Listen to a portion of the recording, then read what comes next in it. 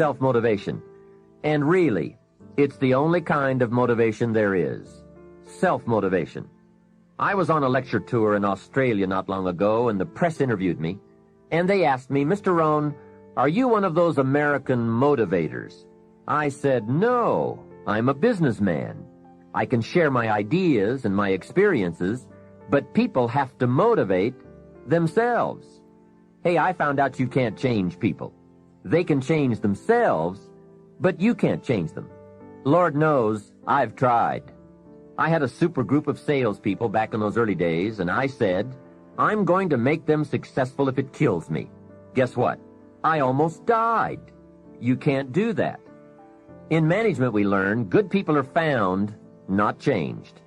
If you want good people, you have to find them. That's the best answer I can give you. If you want motivated people, you have to find them, not motivate them. The first rule of management is don't send your ducks to Eagle School. Why? Because it won't work. I've tried it all. I picked up a magazine not long ago in New York, which had a full-page ad in it for a hotel chain. The first line of the ad read, "We do not teach our people to be nice." Now that got my attention. And the second line said, "We simply hire nice people." I thought, what a clever shortcut. Motivation is a mystery. Why some people are and some are not.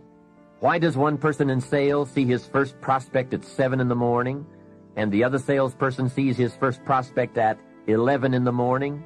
Why would one start at 7 and the other start at 11? I don't know.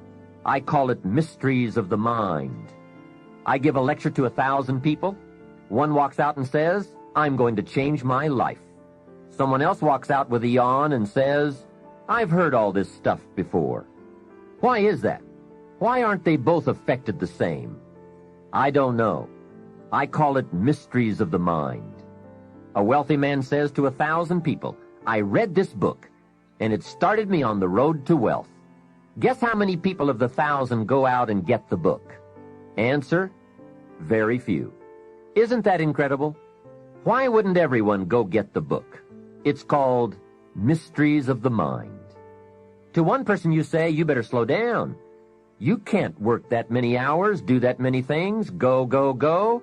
You're going to have a heart attack and die." And to another person you say, "When are you ever going to get off the couch?"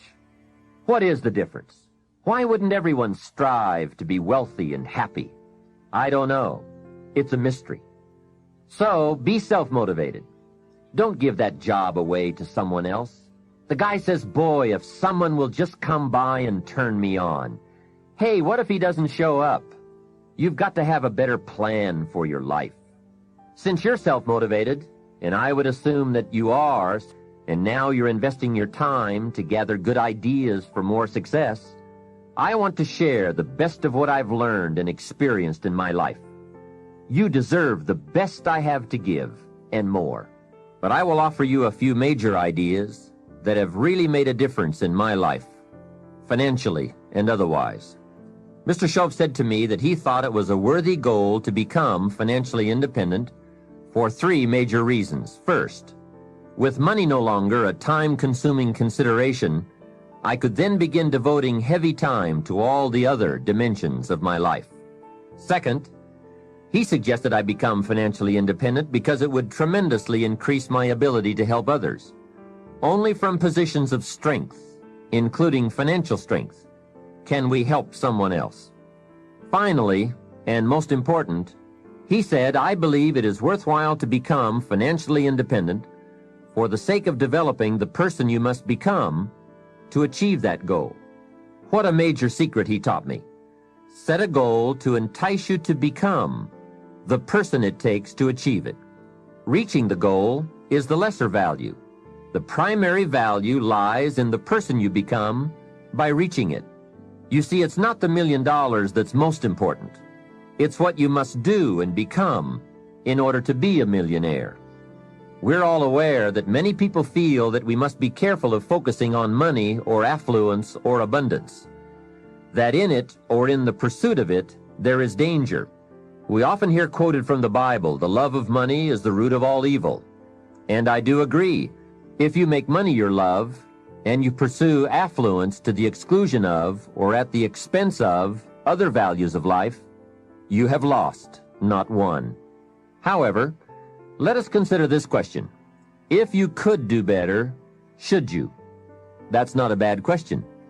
In the time allotted to labor, in the time given to economics, care for family, success, achievement, productivity, the creation of value, the development of skills and creativity, if you could do better, should you?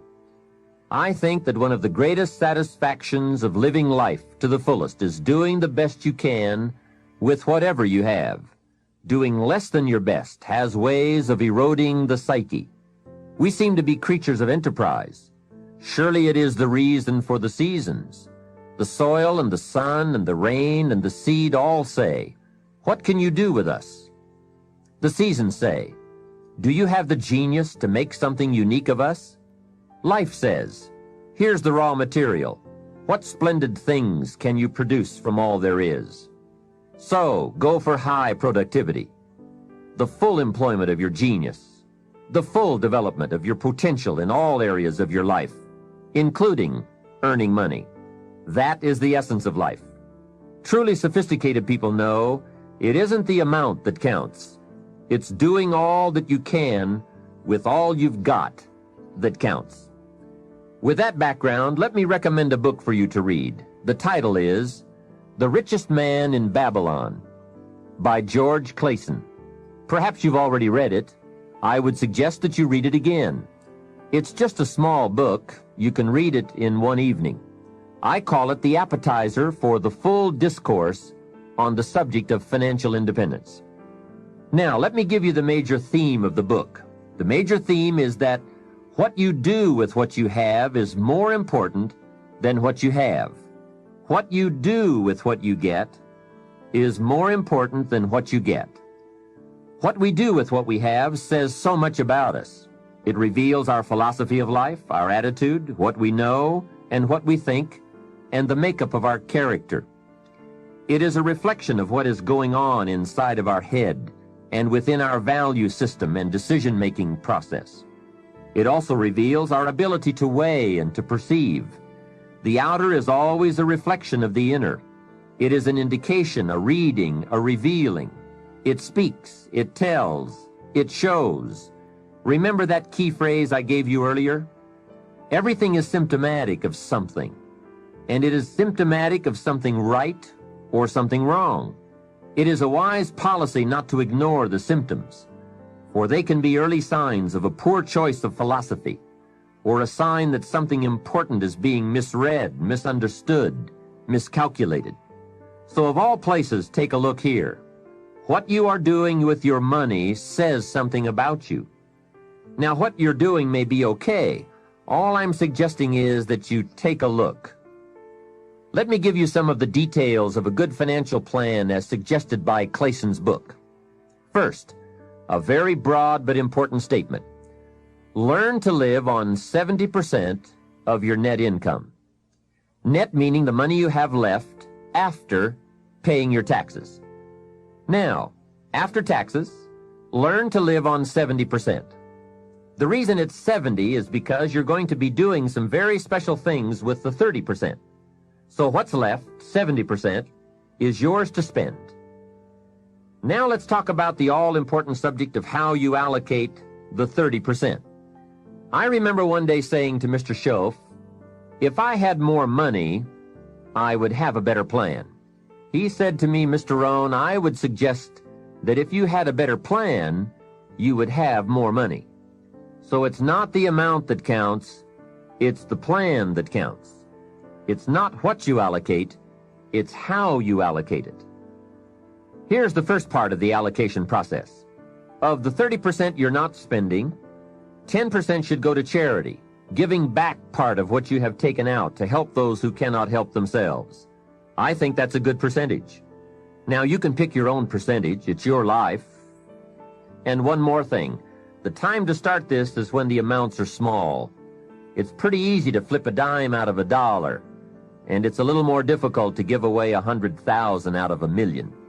You say, oh, if I had $1 million, I'd give 100,000. I'm not so sure. That's a lot of money. Best we start you early, so you will have the habit before the big money comes your way. Now, here is what to do with the next 10%. Set aside 10% for capital you manage. That is, capital you find ways to utilize.